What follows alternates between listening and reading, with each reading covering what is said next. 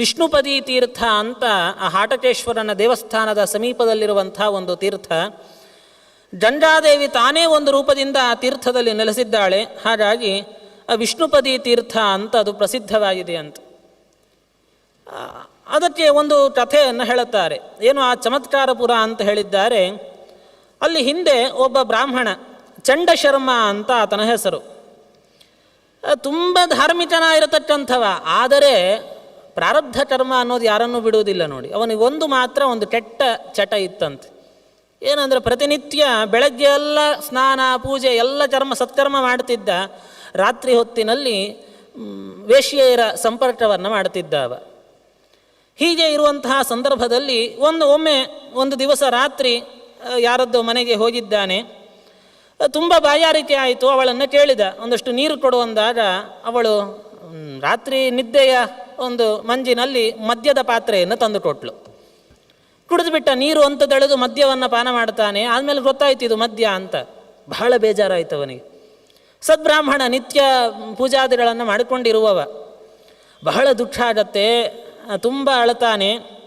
ಏನಾದರೂ ಮಾಡಿ ಪ್ರಾಯಶ್ಚಿತ್ತ ಮಾಡಿಕೊಳ್ಬೇಕು ಅಂತ ಅಲ್ಲಿರತಕ್ಕಂಥ ಧರ್ಮಶಾಸ್ತ್ರವನ್ನು ಬಲ್ಲ ಋಷಿಗಳ ಹತ್ರ ಹೋಗಿ ಪ್ರಶ್ನೆಯನ್ನು ಮಾಡಿದ ಈ ಚಂಡಶರ್ಮ. ಹೀಗೆ ಗೊತ್ತಿಲ್ಲದೆ ಮದ್ಯಪಾನ ಮಾಡಿದ್ದೇನೆ, ಏನು ಪ್ರಾಯಶ್ಚಿತ್ತ? ಅವರು ಒಂದಷ್ಟು ಧರ್ಮಶಾಸ್ತ್ರದ ಪುಟಗಳನ್ನು ತಿರುಗಿ ಹಾಕಿದರು. ಅವರು ಕೆಲವು ಕಡೆಯಲ್ಲಿ ಧರ್ಮಶಾಸ್ತ್ರದಲ್ಲಿ ತುಂಬ ಕಠಿಣವಾಗಿ ಮಾತಾಡಿದ್ದುಂಟು. ಕೆಲವು ಧರ್ಮಶಾಸ್ತ್ರ ಗ್ರಂಥಗಳು ಸ್ವಲ್ಪ ನಮಗೆ ಅನುಕೂಲ ಆಗುವಂತೆ ಹೇಳುತ್ತವೆ, ಇನ್ನು ಕೆಲವು ಬಹಳ ಕಠಿಣವಾಗಿ ಹೇಳುತ್ತವೆ. ಅವರು ಅಂಥದ್ದೇ ಯಾವುದೋ ಒಂದು ಕಠಿಣ ಪ್ರಾಯಶ್ಚಿತ್ತ ನೋಡಿ ಆ ಋಷಿಗಳು ಹೇಳಿದರು, ಮದ್ಯಪಾನದ ಪ್ರಾಯಶ್ಚಿತ್ತ ಅಂತಂದರೆ ಎಷ್ಟು ಬಿಂದುಗಳನ್ನು, ಅಂದರೆ ಎಷ್ಟು ಹನಿ ನೀನು ಮದ್ಯ ಕುಡಿದಿರ್ತಿ ಅಷ್ಟು ಕುದಿಯುವಂತಹ ತುಪ್ಪವನ್ನು ನೀನು ಕುಡಿದರೆ ಅದಕ್ಕೆ ಪ್ರಾಯಶ್ಚಿತ್ತ ಅಂತಂದರು. ಅದನ್ನು ಮಾಡ್ತೇನೆ ಅಂತ ಹೊರಟ ಚಂಡಶರ್ಮ. ಏನಾದರೂ ಮಾಡಿ ನಾನು ಪ್ರಾಯಶ್ಚಿತ್ತ ಮಾಡಿಕೊಳ್ಬೇಕು, ಕುದಿಯುವಂತಹ ತುಪ್ಪವನ್ನೇ ಕುಡಿದು ನಾನು ಪ್ರಾಯಶ್ಚಿತ್ತವನ್ನು ಮಾಡಿಕೊಳ್ತೇನೆ. ಅಷ್ಟರಲ್ಲಿ ಅವನ ತಂದೆಗೆ ಈ ವಿಷಯ ಗೊತ್ತಾಗತ್ತೆ. ಬಂದು ತಡೀತಾನೆ, ಅಲ್ಲಪ್ಪ ಆ ಥರದ್ದು ಕುಡಿದ್ರೆ ಸತ್ತು ಹೋಗ್ತೀಯ ನೀನು, ಅಂಥ ಕೆಲಸ ಮಾಡಬೇಡ. ಹಾಗಾದರೆ ನನ್ನ ಪ್ರಾಯಶ್ಚಿತ್ತ ಹೇಗೆ? ಇಲ್ಲಿ ಮತ್ತೆ ಆ ಬ್ರಾಹ್ಮಣರ ಹತ್ರ ಹೋಗಿ ಕೇಳಿದರು, ಇನ್ನೇನಾದರೂ ಒಂದು ಬೇರೆ ಪ್ರಾಯಶ್ಚಿತ್ತವನ್ನು ಇದೆಯಾ ನೋಡ್ರಿ ಒಮ್ಮೆ. ಅವ್ರು ಮತ್ತೆ ಧರ್ಮಶಾಸ್ತ್ರ ಎಲ್ಲ ತಿರುಗಿ ಹಾಕಿದರು.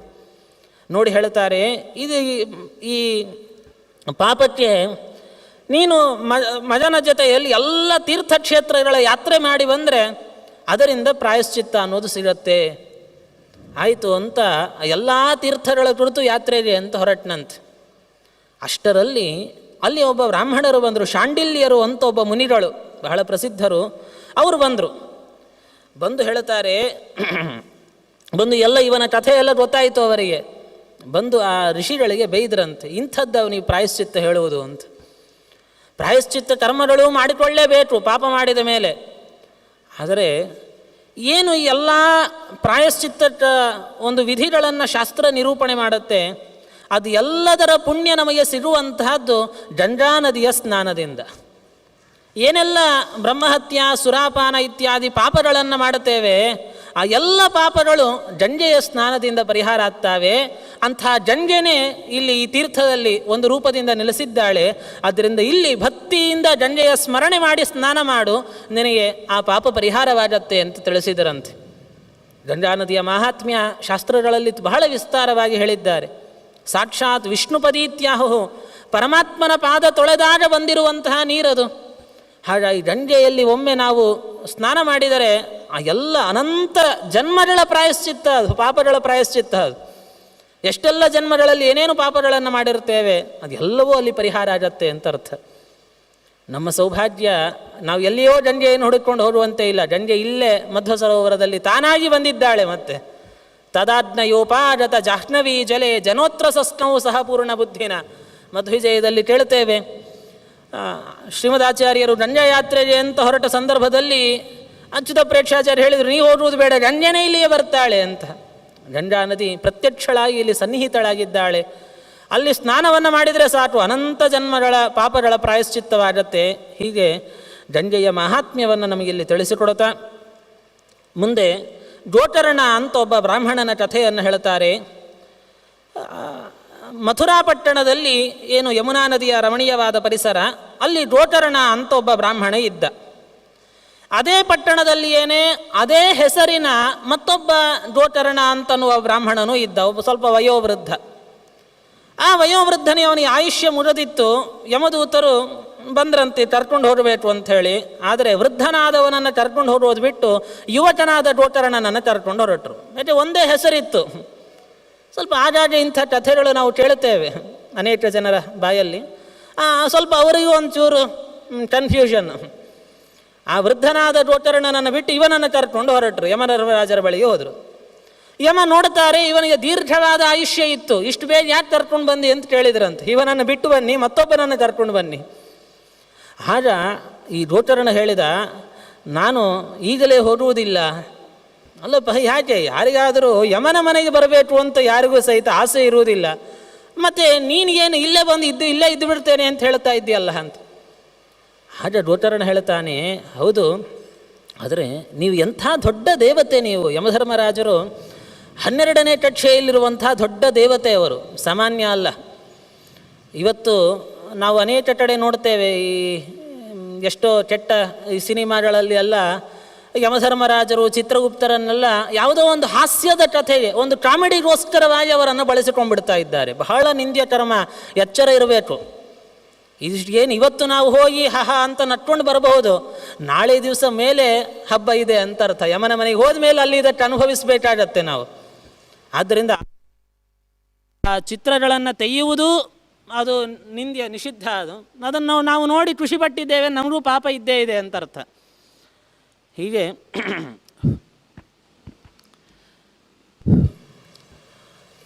ಯಮಧರ್ಮರಾಜರು ಸೂರ್ಯ ಚಂದ್ರರಿಗೆ ಸಮಾನರಾಗಿರತಕ್ಕಂಥ ದೇವತೆಯವರು, ಬಹಳ ಎತ್ತರದಲ್ಲಿರುವ ದೊಡ್ಡ ದೇವತೆ.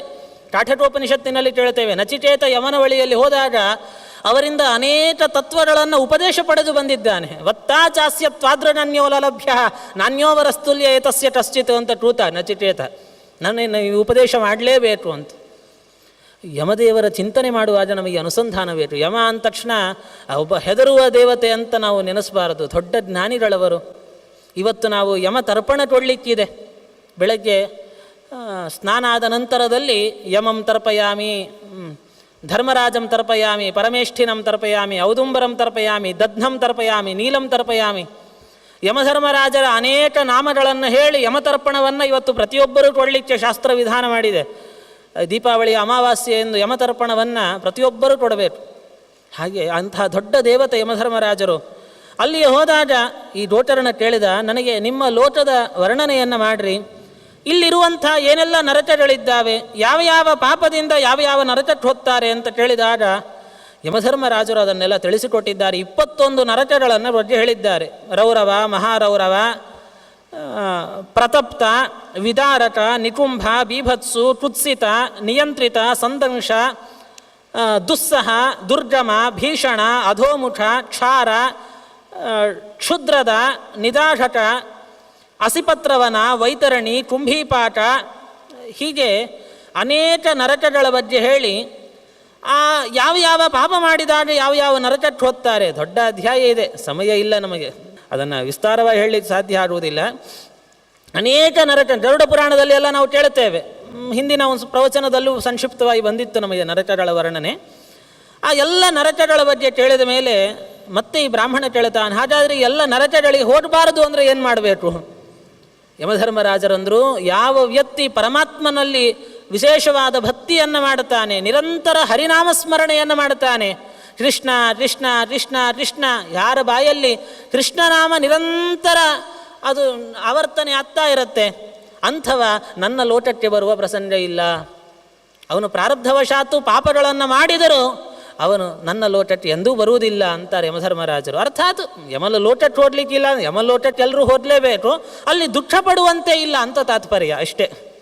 ಯಮಧರ್ಮರಾಜರ ಲೋಟಕ್ಕೆ ಹೋಗಿ ನರಕಗಳಲ್ಲಿ ಬಿದ್ದು ದುಃಖ ಅನುಭವಿಸುವಂತಹ ಪ್ರಸಂಗ ಇಲ್ಲ. ನರಕದಲ್ಲಿ ಒಂದೊಮ್ಮೆ ನರಕದಲ್ಲಿ ಬಿದ್ದವರೂ ಸಹಿತ ಹರಿನಾಮ ಸ್ಮರಣೆ ಮಾಡಿದರೆ ಉದ್ಧಾರ ಆಗ್ತಾರೆ ಅಂತ ಪುರಾಣಗಳು ತಿಳಿಸಿಕೊಟ್ಟಿದ್ದಾವೆ. ಶ್ರೀಮುಕುಂದನ ಪರಮ ಮಂಗಳ ನಾಮ ನರಕಸ್ಥರನು ಸಲಹಿತು ಅಂತ ಜಗನ್ನಾಥದಾಸರು ಹೇಳುತ್ತಾರೆ. ಬೇರೆ ಬೇರೆ ಪುರಾಣಗಳಲ್ಲಿ, ನರಸಿಂಹ ಪುರಾಣ ಮುಂತಾದವುಗಳಲ್ಲಿ ಆ ಕಥೆ ಬಂದಿದೆ. ಒಮ್ಮೆ ನಾರದರು ನರಕಕ್ಕೆ ಹೋದ್ರಂತೆ, ಒಮ್ಮೆ ನೋಡಿಕೊಂಡು ಬರುವ ಹೇಗಿದೆ ಅಂತ. ಅಲ್ಲಿ ಅನೇಕ ಜನ ಸಜ್ಜೀವರು ಪಾಪಕರ್ಮದ ವಶದಿಂದ ಅನೇಕ ತರಹದ ನರಕಗಳಲ್ಲಿ ಬಿದ್ದು ದುಃಖ ಪಡ್ತಾ ಇದ್ರು. ನಾರದರಿಗೆ ಅಯ್ಯೋ ಅನಿಸ್ತಂತೆ ಅವರನ್ನು ನೋಡಿ, ಕಾರುಣ್ಯ ಉಂಟಾಯಿತು. ಅವರಿಗೆಲ್ಲ ಪರಮಾತ್ಮನ ನಾಮವನ್ನು ಅವರಿಗೆ ಉಪದೇಶ ಮಾಡಿ ಅವರ ಕೈಲಿ ಜಪ ಮಾಡಿಸಿದ್ರಂತೆ. ಅದರ ಪ್ರಭಾವ ನರಕದಲ್ಲಿ ಬಿದ್ದವರು ಸಹಿತ ದಿವ್ಯವಾದ ವಿಮಾನಗಳನ್ನು ಹತ್ತಿ ಸ್ವರ್ಗಕ್ಕೆ ಹೊರಟರು. ಶ್ರೀಮದಾಚಾರ್ಯರು ಹೇಳ್ತಾರೆ ಈ ಮಾತನ್ನು, ನರಕೆ ಪಚ್ಯಮಾನಸ್ತು ಯಮೇನ ಪರಿಭಾಷಿತಃ ಕಿಂ ತ್ವಯಾ ನರ್ಚಿತೋ ದೇವ ಕೇಶವ ಕ್ಲೇಶನಾಶನಃ.